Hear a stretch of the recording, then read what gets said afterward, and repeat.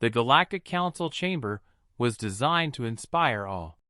Its vaulted ceilings glittered with embedded starlight, and the representatives of 100 worlds sat in a great circle, their eyes fixed upon the center floor.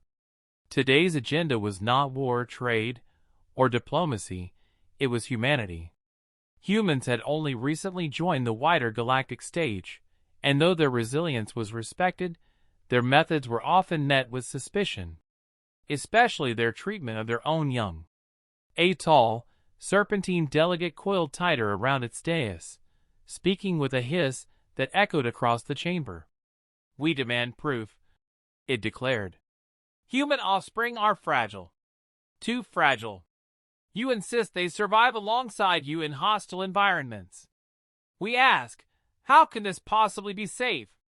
Whispers rippled through the chamber. Many species kept their young guarded, hidden, or nurtured by entire communities until maturity.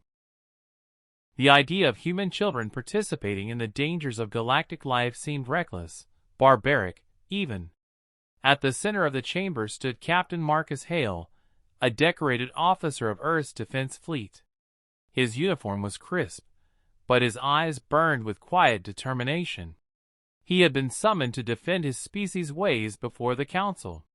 With him stood his daughter, little Anna, no more than 7 years old.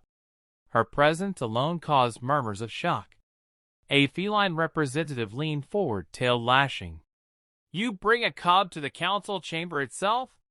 Proof of recklessness." But Marcus only smiled faintly. "No. Proof of trust."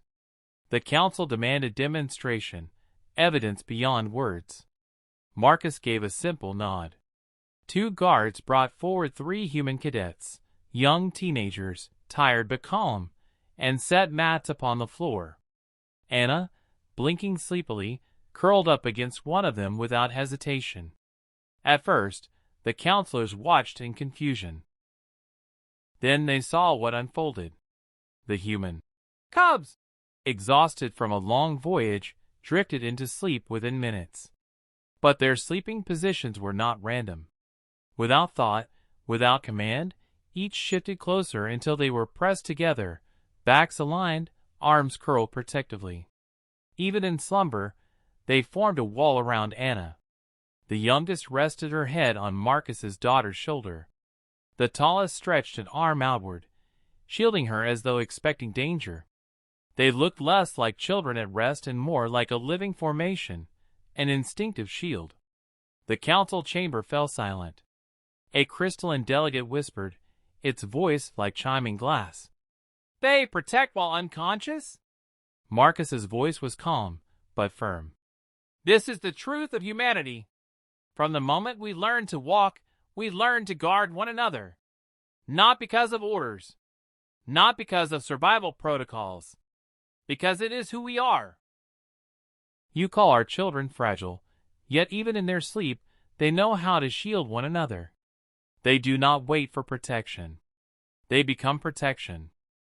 The words rang across the chamber, but it was the sight before them that carried weight.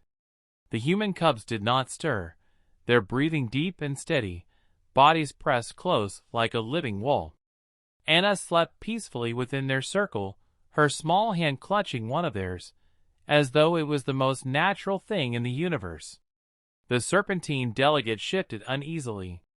"But such instincts, are they taught? Engineered?" Marcus shook his head. "No. They are chosen. We don't force our young to be warriors. But when danger rises, even our smallest learn to stand for each other. You feared they were unsafe.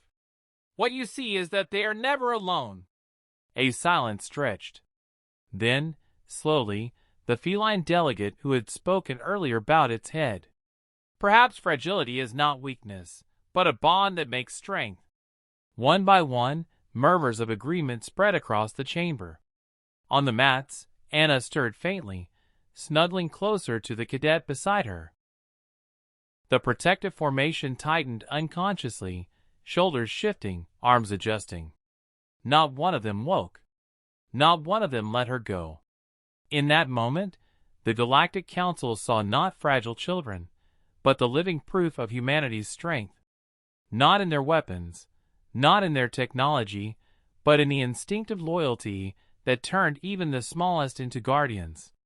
And as the chamber recorded the proceedings for every world to witness, a truth settled into the galaxy's collective memory. Humans are never unprotected, not because of walls or guards, but because they are chosen shields for each other, even in dreams.